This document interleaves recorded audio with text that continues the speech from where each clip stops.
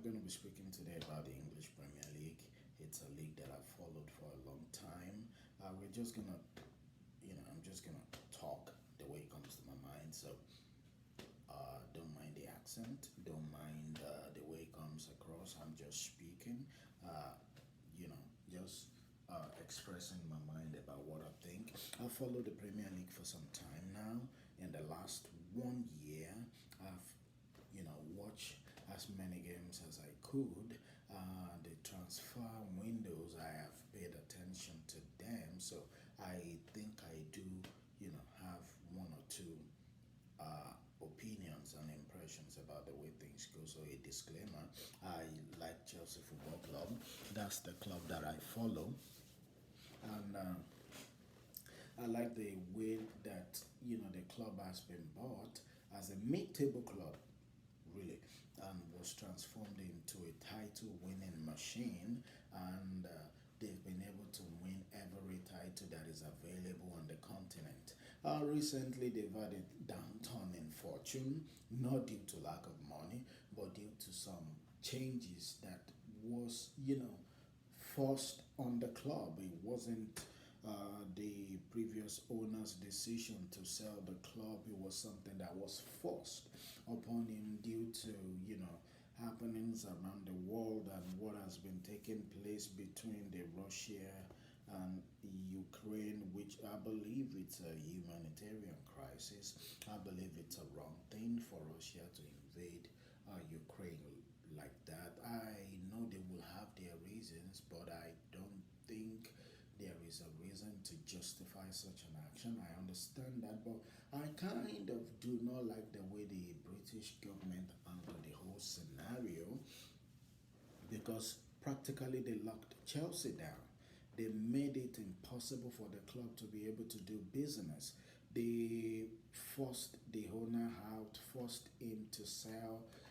The club almost went into administration. I think in a way it did go into administration because the Premier League, just danced to the tune of the British government, and they just did what they did. I think it could have been handled better. I think it could have been structured in a better way. I think they could have given the previous owner some time to structure the deal, to vet the people that are going to take over, and to transition at his not at his own pace, obviously, because if it is that might drag for a long time and might turn to litigation. But it should have been done in such a way that it would have given more time, because I think the transition was rushed, and because it was rushed, we ended up with a owner who is passionate. I must give him that. Yeah, it seems to have a lot of money. He spent over $1 billion in the last 1.5 years, but what he has in terms of capital, he lacked in terms of execution. That's my personal opinion. I mean, he threw the busload of money in terms of quality players that possibly the team might not need at that time at the coach, sacked the coach middle of the club, went and got a mediocre coach who has not had any experience in coaching a top four club at the middle of the season. And of course, he practically tanked Chelsea's season. They ended up 12th despite all the talents they bought. They bought Enzo Fernandez at 110 million. I don't think he's worth that amount. 50 million pounds. Yeah, I'll be scratching my head a little bit to do that business, but 110, that's reckless. But that's what they did. He's a good player, by the way. I like him. He has a good engine, and he's the kind of guy that is always looking for that forward defense, split and pass. He's good, but at that money, no. At that time, no. I think he's the kind of guy you buy, not from Benfica. You buy those kind.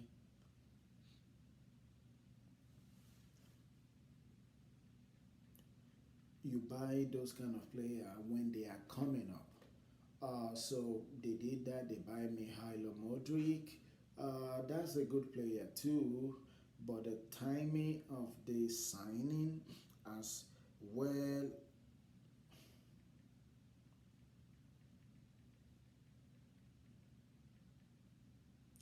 as well as the integration, I think is not at the best possible time.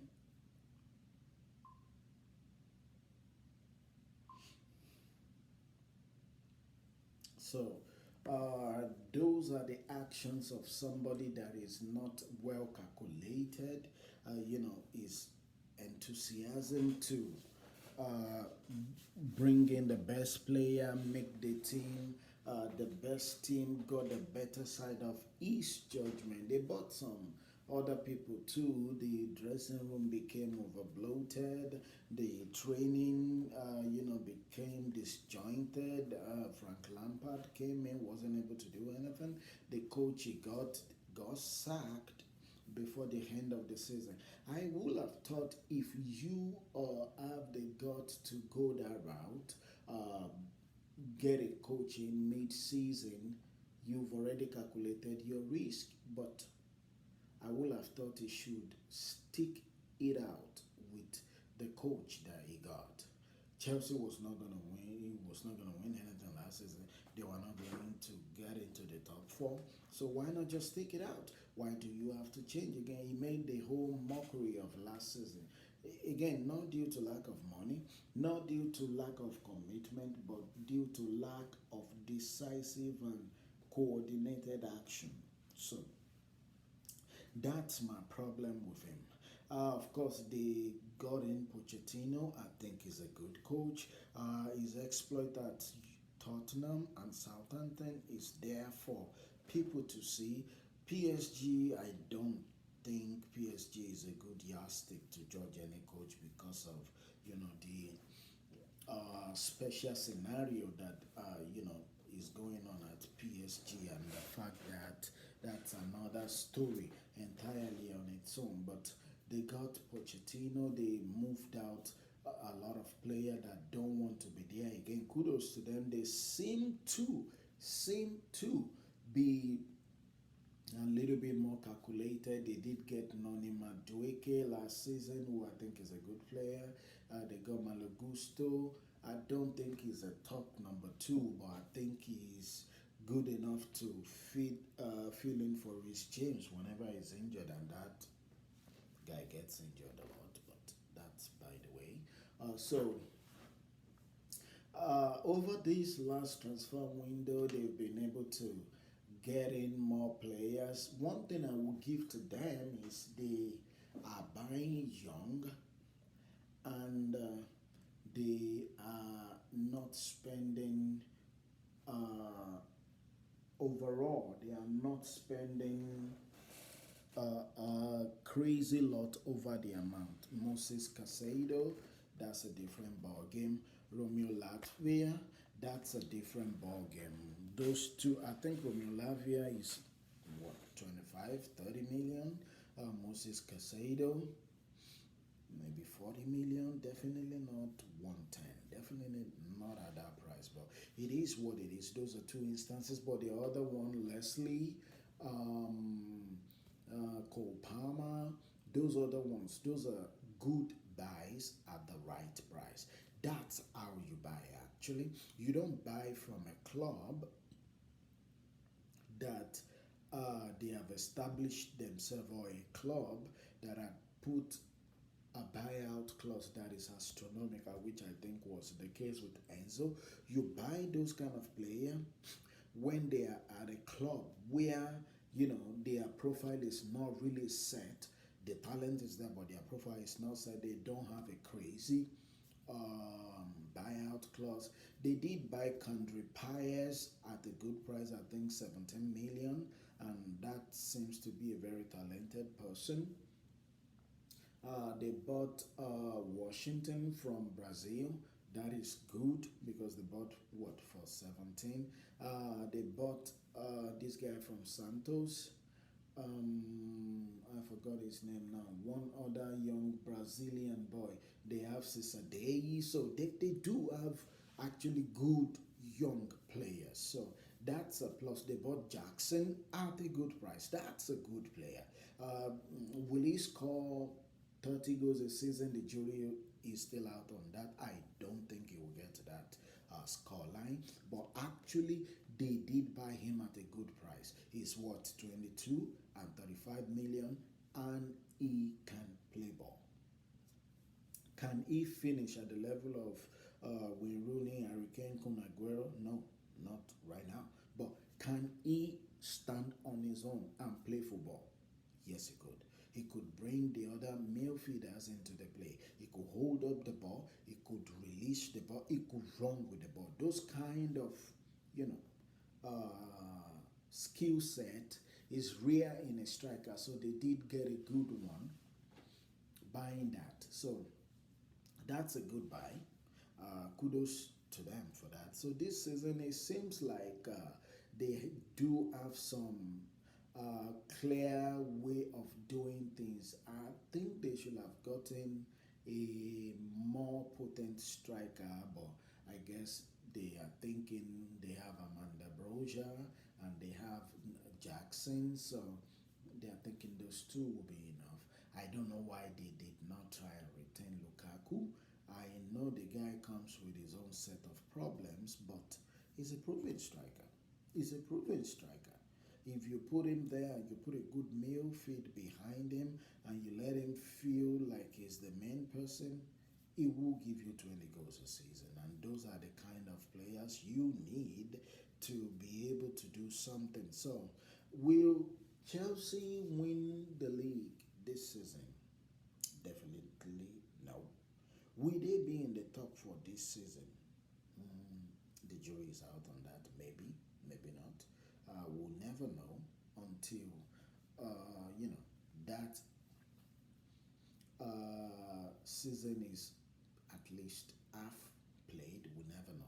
But they have showed some things early in the season that is like an Achilles heel already.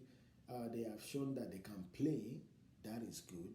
But they have also shown that they only know how to play, they don't know how to win. Those are not the same thing. Man City is a good example of knowing how to play and knowing how to win because they will not only outplay you, they will win you. They will win because they have, of course, Ellen Haaland up front. He only needs half a chance. You can't stop him for 90 minutes. You could muzzle him, you could muffle him, you could, make him, just pretty much go silent for some time. But after a while, he's going to come out. So you can't really do much about that. So I think to keep out Ellen Haaland, you need to shut down Man City's midfield, which is not really, so it's not a piece of cake. They've bought Mateo Kovacic, who I think is a really good player. He knows how to connect the midfield to the attack because he has an engine and is always running. He's always looking to try those passes. So they got a good player. They have, of course, Kevin De Bruyne. Why Chelsea allowed Kevin De Bruyne to go to Wolfsburg, then come to Man City eventually. Only Jose Mourinho can answer that. I think that is not good. How they allowed Mo Salah to go and become who he is at Liverpool. Only Jose Mourinho can answer that. How they allow Juan Mata to leave Chelsea in his prime. Only Jose Mourinho can answer that. And I respect Jose Mourinho, but I think he has made some decisions that are, quite questionable. So that's about Chelsea against West Ham. They played well. They should have converted their penalty, yet they lost again 3-1. If you're going to be in the top four, you have to reduce your schoolboy's mistake to as minimum as possible. Of course, Moses Casado came in and gave a penalty away. Against Nottingham Forest, he gave another one away. So these are the things. And I'm not blaming Moses Casado. He's a good player, but he will need time to establish himself. But you know, that's 6 point right there. 6 good point. And the thing is, you have to get those points back from somewhere.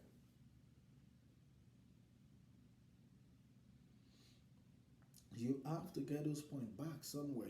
Just don't throw away points like that. So obviously they have to come against the big wigs, Arsenal or Man City, and actually win those games, which personally it might be difficult. It's not impossible, but it's just difficult. But that can happen.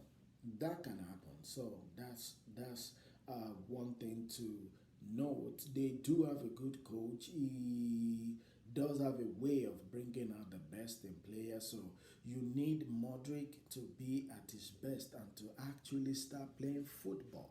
There's a player in there. It might be a little soft upstairs, but there is a player in there. You need Cole Palmer to be your number 10. Put him in the middle of the field. Let him play. You need Enzo Fernandez to be the pivot with Moses Casado and Fernandez, of course, to connect those early passes. Of course, Raheem Sterling, he seems to have found, his form again. So you need that guy to be on the pitch. You need him running on the defender, and you need a Kopama behind him just to tread him through. I believe Kopama is actually going to be a very good player for Chelsea, depending on how they unlock him.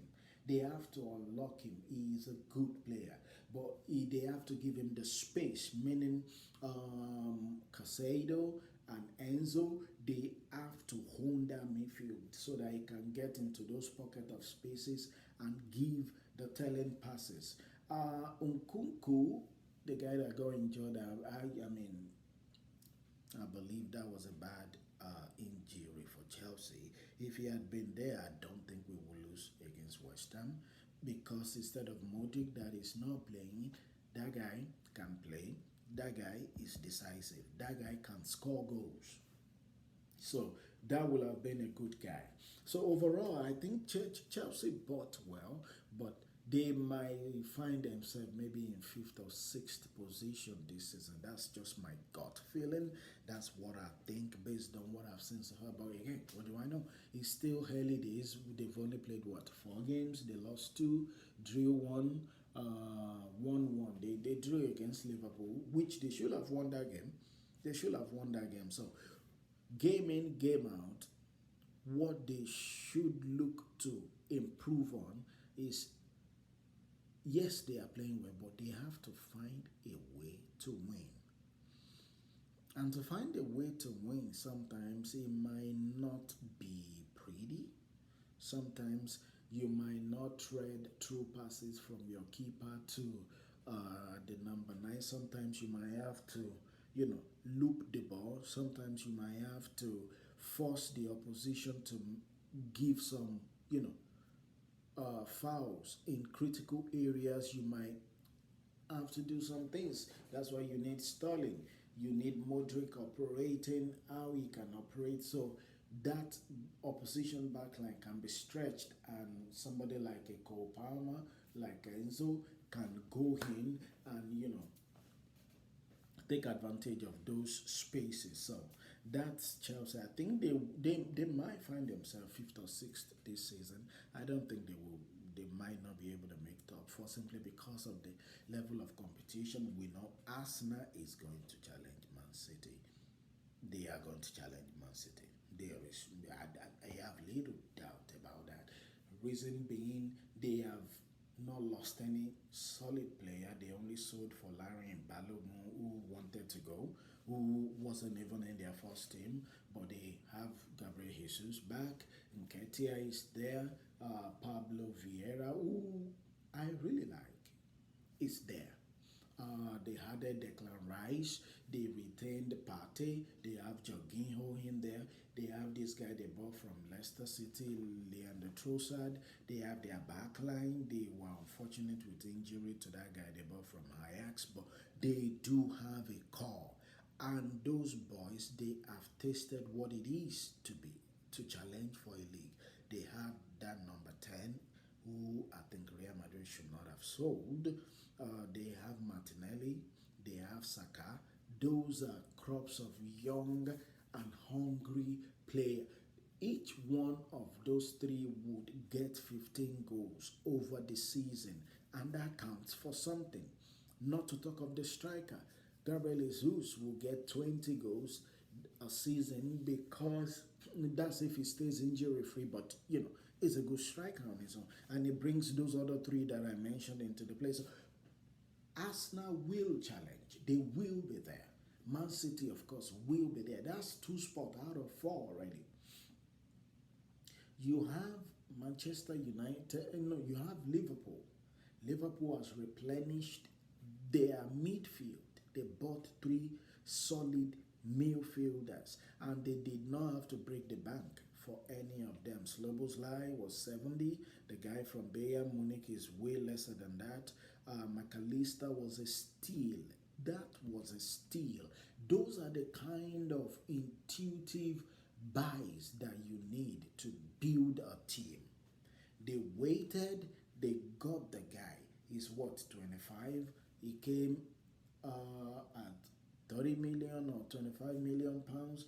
You're not going to get that kind of play. I mean, McAllister at least is at the level of Enzo Fernandez. They were in the same team that won the World Cup together. Enzo came for 110, McAllister came for 25. Do the maths. Liverpool bought smarter because they got their man, and they didn't go for a guy that has a high buyout clause. They waited for a guy that had a low buyout clause and had already told Brighton that he wanted to leave. So they've stocked up. They have Diaz in the forward line. They have Nunes in the forward line. They have Mo Salah. They have that guy they bought from Ajax, this guy that runs. So they are going to be there. They are going to challenge. They will challenge. So that's 3 out of 4. Then you have Manchester United. They bought that guy from Atalanta, Rasmund. Manchester United, they bought, they stocked up their midfield. They bought Mason Mount. I don't know why they bought Mason Mount, but thank God. Oh, by the way, Arsenal bought Havertz. Thank God for that. Man United bought Mason Mount. Thank God for that. But they did buy personnel, so they have people in places. So they are going to contend, I feel. You also have, what's it called? Brighton, who I don't think they are going to let up. I think Brighton will beat a lot of people this season. De Zerbi, I think, is a really good coach. He's taken Billy Gilmore, and he has implemented Billy Gilmore in the place of McAllister. And Billy Gilmore is a good player. If he has a 4 behind him, he can play in any midfield. So I see they bought Pedro. They have Ferguson up front. They have Mitoma, and they have Gross. So they have good players. They have good players, and they've sold well. They brought Baleba, that guy from the French league, who I think is also a young and a good upcoming player to replace Moses Casado. So Brighton is going to be there. Then you have Tottenham Hotspur. Tottenham Hotspur, they lost Harry Kane. They didn't replace him. I think that is going to tell. I don't think that Brazilian guy from Everton, I don't think is in the same equation as with Harry Kane. I don't believe so. So that is not, they might not have it as easy. They did buy from Leicester City. They bought Madison, which is good, who is actually a really good player. They still have Yumin Song, who is a good player. So, and the coach they got, he has a funny name, but that guy is known to play attacking football. That guy is known to, go all out. He is well respected. So I think they are going to do some good things this season. So really, that's what, mind you, Brighton. You have Newcastle. Newcastle is another good team, and they are building. They are in the Champions League this season, so they are going to be stretched, but they have a good team. They bought Livramento, they bought Tonali, they have a good forward line, so they are going to challenge. They are going to challenge. So that's like 3, 4 teams right there for the fourth spot. I don't see Chelsea playing as consistently as any of those. Chelsea overall might have personnel for personnel better players, but personnel does not build a team. You need a system. You need consistency of doing that system week in, week out, which might take a season or two. Brighton did not get here today. Brighton was brought up by Graham Potter. He took the time, he assembled the team, and they began to play good football. Then Roberto De Zerbi came and took his place and took Brighton to another level. The same thing with Newcastle. Newcastle had a rich owner, but they didn't pump billions into the club overnight. They took their time and they are building organically. That's football. Arsenal did not get to where they were today. It took Arteta time to build and add to the team. Manchester City, yes, they pumped money, but if you look at Manchester City over the last 3 or 4 years, Manchester City walked away from Brighton over Cucurella because they thought the amount was not value for money. They walked away, and Chelsea took a player that, is not what they think he is. He's not, he has the drive, but drive alone doesn't win soccer match. You need a good head, a good soccer head, then a drive to win. To excel at your position. I don't think Cucurella has the best head. He has the drive, but he doesn't have the head to hold down his position. So basically, that's Man City's argument there. They don't pay over the hearts. They got David Silva, they got those players at key value for money. Yes, they bought this Croatian for what, 75 million as a defender, which is young. He has space to grow. He's already established. So there is an argument to say that they spent well for the money. They got Erling Haaland when he ran out of his contract. I know they will be paying him a lot of amount of money, but they got him for next to nothing. And that guy is the best striker in the world as it is. So that is like the argument that is needed to, get a team to be where they should be. The Chelsea owners have not shown that, so that is why I think they will be lucky to be in 5 or 6. I think either Brighton, Man U, Tottenham, or Newcastle, one of those 4 will make the 4th position. And anybody else can grab the 5th. So basically, that is what I think about Chelsea. So leaving that and going to the Manchester, it's fair to say that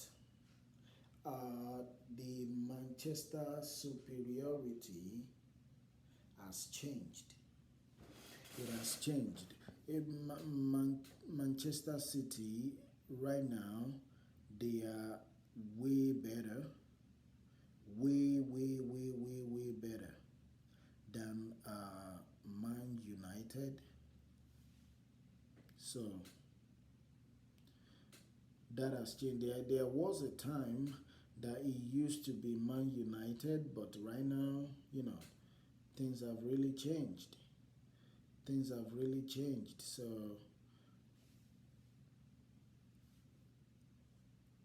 I don't think Man United is half as better as Man City now. And really, it's not that Man United has not spent, which goes back to what I was saying about Chelsea. It's not the amount that you spend, it's how you spend and when you spend. If you have a team that is not broken, the only thing that should make you spend is to improve the team. So, Man City has not outspent Man U by a lot, but they have been able to, bury Manchester United. At least in the last 10 years, Manchester United has not been the Manchester United of the Alex Ferguson day, simply because they got a David Moyes. They didn't have the patience to stick with him when things weren't going well.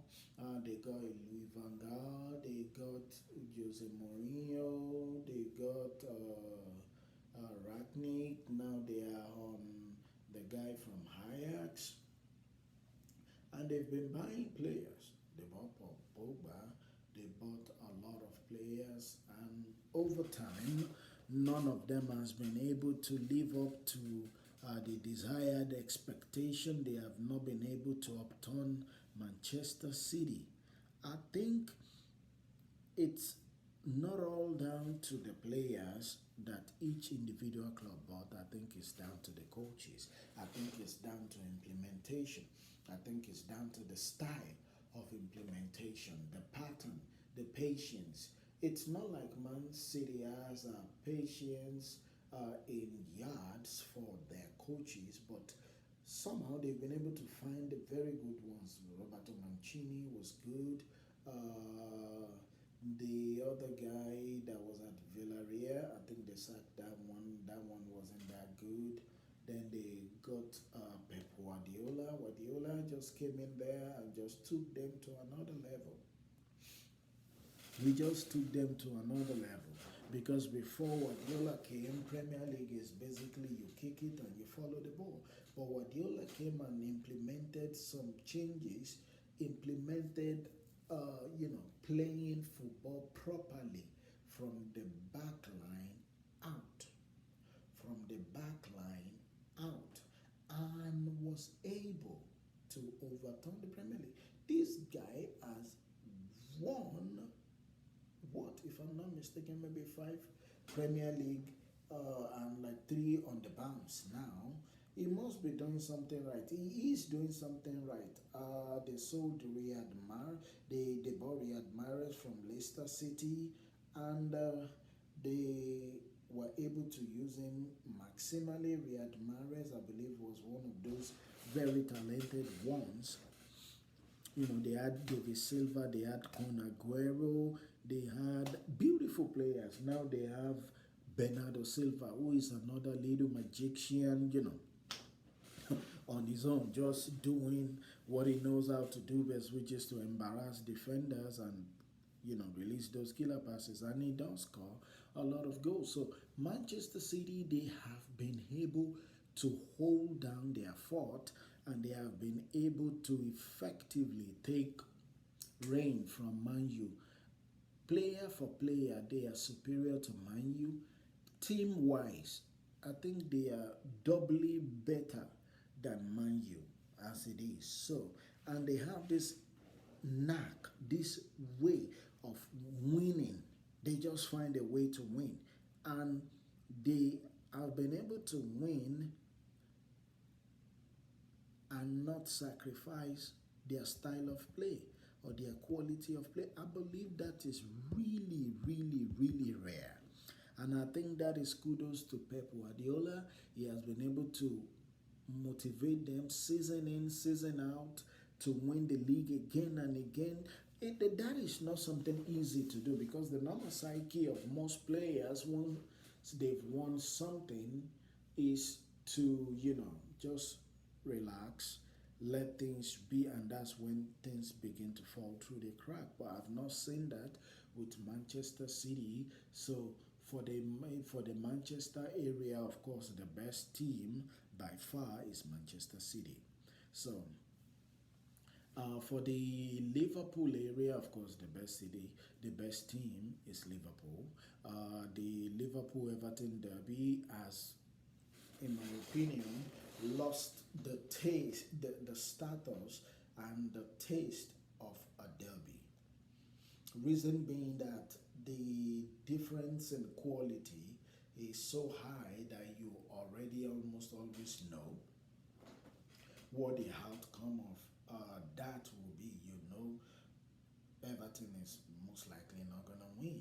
There was a time that, the days of Wayne Rooney at Everton, the days when David Moyes was the coach at Everton, I mean, they will come to your house and, embarrass you, basically, because they had Lukaku, they had, I believe they had some solid players back there then, and they were able to play some football. But nowadays, that is not the case. That is simply not the case. They do not have the personnel. They do not have the manpower to, you know, step up to Liverpool. So in that, Liverpool wins that for the derby. For the London Derby, that's an interesting one. Fulham has impressed me of late. Of course, I'm not surprised. Silva, that coach, has been able to do some good work in the Premier League. He was at Wolves before, and I believe he did excellently well over there. So he's just come in there and has gotten some really good players in. And Fulham might not win every game, but they will give you a game. They will give you a game. So when it comes to the London Derby, they've been able to add some spice. In the London region, we have what? We have Chelsea, we have Arsenal, we have Tottenham, we have West Ham, we have Fulham, I believe we have Leeds. I think Leeds is relegated now, so they are not in the league again. But those are the teams we have in the London area. And of that, the most fierce derby, of course, it has to be Arsenal Tottenham. That's the North London derby. And yeah, of recent, Tottenham has been able to do some things likely due to Harry Kane and Yomi Song. And they had Antonio Conte up there, they had Mourinho up there. So it's not like they've not had good coaches, but they have a owner who, I'm sorry to say, is not ready to spend, and it's incredibly difficult to deal with. He's known to not even want to talk to anybody about his player. Meanwhile, he wants to get your player for as cheap as he could get. So those are the nuances. I believe on the tenet of play, I would definitely choose Arsenal above Tottenham. There is no controversy about that. Arsenal, through Mikel Arteta, has been able to build a team that will be able to, stand sometime. I'm actually interested to see what will happen between Manchester City and Arsenal this season. I think Arsenal, those boys, they've tasted what it is like to, challenge for the league. I believe they will challenge. And I believe it will not be a walk in the park for anybody that is playing Arsenal, either home or away, because they have a way of playing. They have a set pattern, and that pattern, they are not going to. They are not going to compromise it.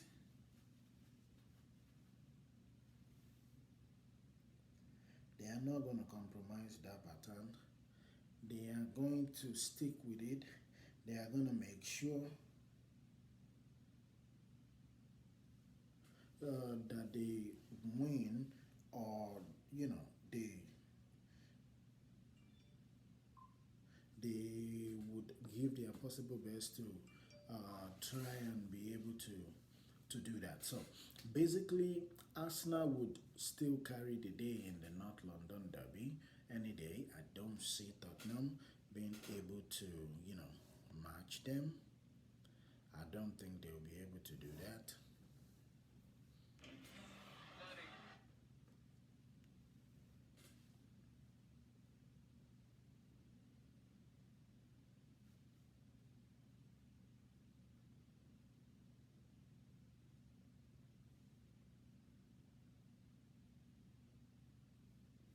So the way it is, unless maybe Tottenham goes ahead and buy a really proven world striker in January, which is not likely. But even if they do, I think Arsenal is still going to beat them. Arsenal is still their boss any day, so that's that. The derby between Chelsea and Arsenal, I'm going to be biased because Chelsea is my team. I'm sorry. I think in terms of team, Arsenal is better than Chelsea as it is this moment. But in terms of individual players and the composition, player for player, oh, I think Chelsea would compete with Arsenal. I think they will compete with Arsenal in the derby this season. Let's see. I think Chelsea will win Arsenal, especially at home. In Arsenal's home, I mean, they could swing anyway, simply because uh, they do have the personnel to be able to beat anything, so they might win in their home. So I'm going for a 1-1 for that derby, the Chelsea Arsenal derby. Chelsea Fulham, I believe Chelsea will be able to win both home and away, unless they, you know, do what they did with West Ham and went to play and forgot how to win. You cannot go into the league and just go there to play and not know how to win. You have to combine the two. So if they go there and they know they play to win, I believe they'll be fine. But if they go there and they just go to play and forgot the winning, well, they might be beaten. So the Arsenal is gonna beat Fulham. Fulham, Tottenham. I see Tottenham winning mostly, but Fulham could also, bring in a surprise and just throw in something that we don't expect. So basically, that's what I think about those derby. Are there going to be any surprises? Maybe any surprise team this season? I was going to say Burnley because of the way they played. They really played well, getting the promotion last season. They really played well. But for some reason, they've not started the Premier League in the best form. So let's see how that goes. That might swing anyway, but a surprise season, a surprise team for this season, that might be Burnley. That might be Burnley. Are there underdogs this season? Let me see. For the underdog, I mean, the Premier League is so competitive nowadays, it's difficult to call anybody an underdog again because there used to be a time.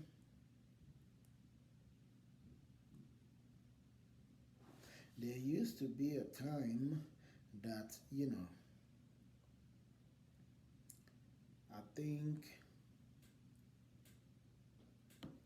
there used to be a time that, I think there are some teams that, okay, they might try, but they would not amount too much at the end of the season, but that has not been the case recently. I mean, we saw Brighton beating Chelsea, beating Tottenham, beating Manchester United, and with some panache, beating them hands down, not some anky panky or some topsy turvy. No, beating them consistently. So the landscape has really changed. The landscape has really changed. On any given day, I mean, I will be interested to see what Man City and Brighton's game will bring up this season. I'm interested in seeing that. I'm interested in seeing that. And it might be a tall order, but I will not be surprised if Brighton is able to pull off a win, at least one win out of those two encounters, simply because they could be that unpredictable. They could be that good. Which is the club that would most likely not meet expectation this season? I think Manchester United. I think Manchester United. They got a good striker, a young striker, but in the midfield, they didn't really improve on their midfield. I'm not saying Mason Mount is not a good player. He's a good player. He's been having some crappy seasons. The last season at Chelsea is not really good. That Chelsea was able to, sell him for that amount. I think is a really good business. £60 million for a player that we didn't pay a dime for. That's really good business. And that's one of the other things that these new guys have been able to do. They were able to sell some players, which was really good business for Chelsea. Koulibaly, Pulisic, Loftus Cheek. Loftus Cheek is a good player, but maybe he needed to move to be able to fulfill that career promise. His study is really strong, but for some reason he's not been able to step it up and be the world class player that we know he could be at Chelsea. So maybe he will do that at AC Milan, but we'll see. I think Manchester United might not do as well as we think they would. I will be surprised if they make top four. I mean, they are part of the pool of teams that could make the fourth position, but I would be surprised. I would actually consider it a success for them if they make it top four this season, simply because they've not really addressed their team in the key areas. Mason Mount is not an upgrade on Fernandez. Mason Mount is not an upgrade on Ericsson. Mason Mount cannot be a Casemiro. So, what are you doing? What is it there to do? To just show up the numbers?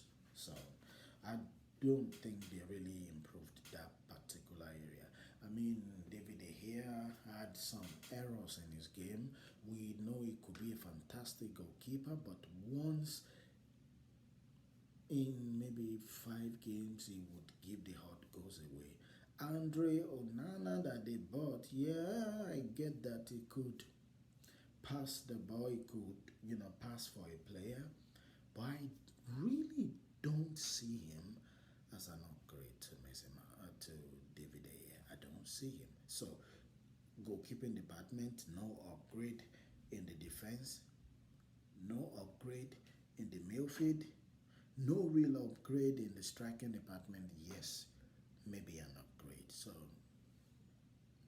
they've really not done anything out of the ordinary.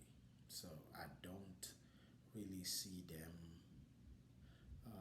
meeting their fans' expectation, which I think the last decade of Manchester United, being pretty mediocre, has reset the expectation at Old Trafford, and the people, the supporters, I don't think they are expecting to see them win the league. I think they've kind of come to terms that Alex Ferguson is gone, the glory days are gone, so they might just work with that. So the next ray might be when the Glazers, who I don't think is the best owner that Manchester United deserves. Not that they have not done some good things, but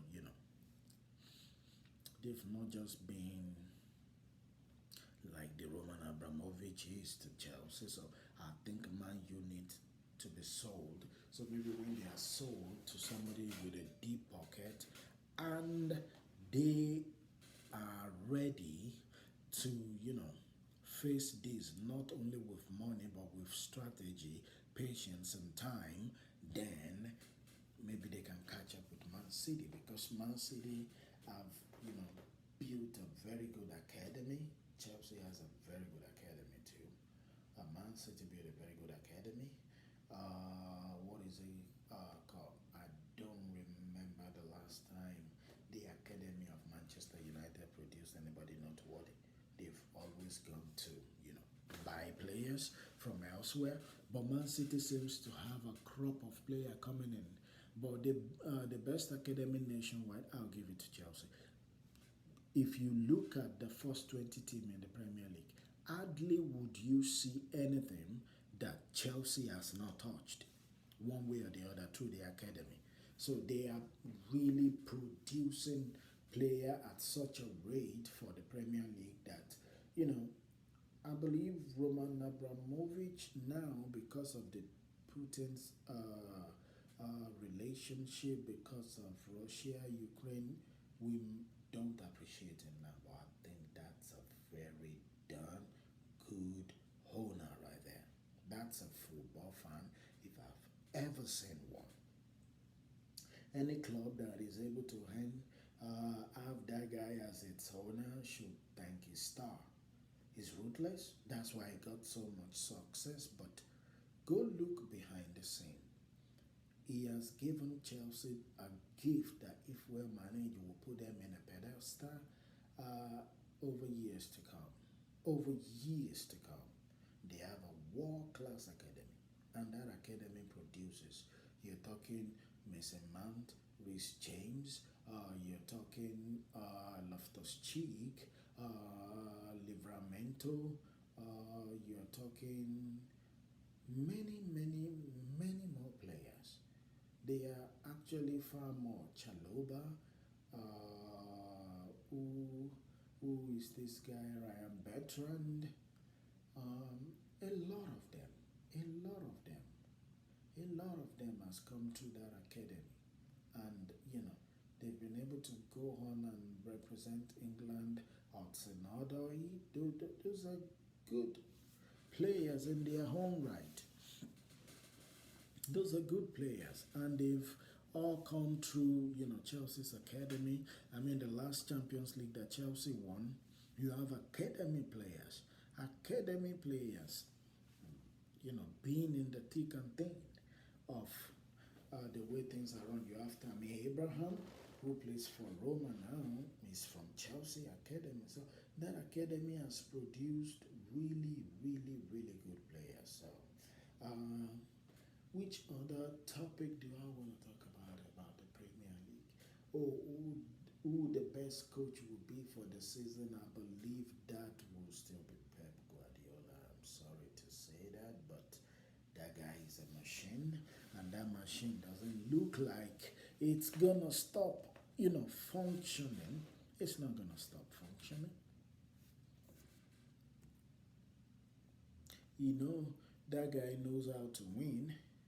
He knows how to play the game, and he knows how, to get the best out of his team. So you're not gonna likely see anybody upstaging. Mikel Arteta might come close because for some reason I think Arsenal will be there.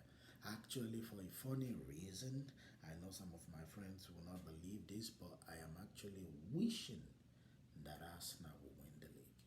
Actually, I know Chelsea will win it, but from next season or the season after that, I expect Chelsea to be there because they've laid like the framework. They've bought, young and hungry players who are going to get better with time, so they might have a little tweaking to do here and there, but I think they will be there, especially when Nkunku comes back and is fit. But uh, apart from those two, maybe Roberto De Zerbi, I don't see him winning the league. I think Brighton is still a top four team at the end of the day, which is quite an achievement. Which is quite an achievement. But it will be thereabout. But will he be the best coach? No, I think that is still Pep Guardiola because he's the trailblazer. Every other person is just trying to catch up with him and be as good as he is. So, which other thing to say?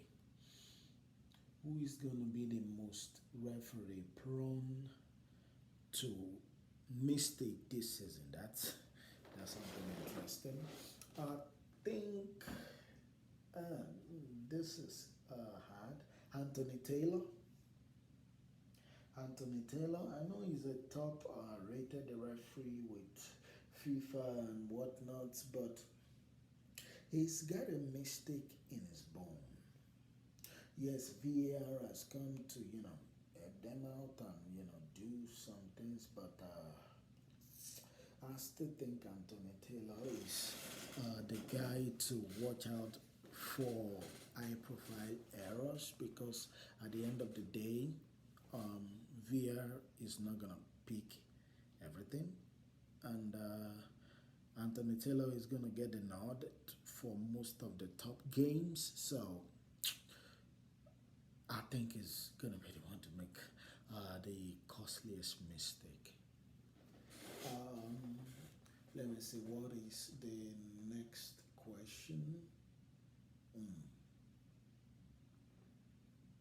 Who will be the first coach to be sacked this season in the English Premier League? That's actually a good question. The first coach to be sacked. Hmm. Hmm. That guy at Everton. I think that guy at Everton by maybe November, December, if their fortune does not change, will get sacked. I believe his name is Dyke. Son Dyke, yeah. I believe it's the first one that might likely go. Maybe the guy at Man U might follow if their season doesn't turn out the way it should, or maybe not, because they didn't actually really give him the best money out there. Chelsea actually spent the best money out there, but they didn't spend it for this season. They spent it for the next 10 years. And it's actually a tricky business. So, yeah, another good question. The model that Chelsea has used to get players, amortization, giving long-term contracts to player, is it a good model?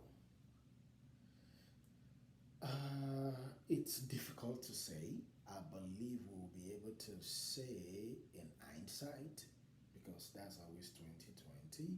But as it is right now, I can see the potential issues there. You sign somebody, you give them a hit a year contract, and for some reason it doesn't work out. What do you do? If it's just one person, yes, you can bite on your lips, count your loss and sell them to whoever might be willing to buy. But if the player doesn't really want to go and want to prove themselves, what do you do?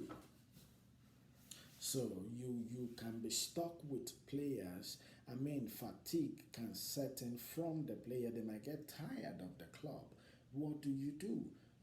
Somebody signs an 8-year contract. After 2 years, he gets tired. He just wants to leave. Start, being a nuisance around the place.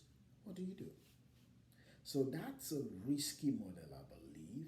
It could work if you have a good player on your hand that is well integrated into the team and is always motivated to play. Great. Because if somebody comes knocking, you will be in a very good position to negotiate the price. If I have a player, he has 5 years on his contract, and you want to buy him, okay, pay me 200 million or walk away. Your choice. So it, there is that side.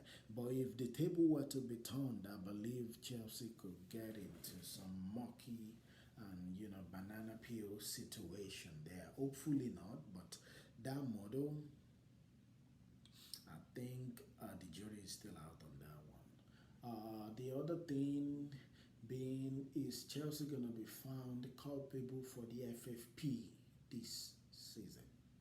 It's likely.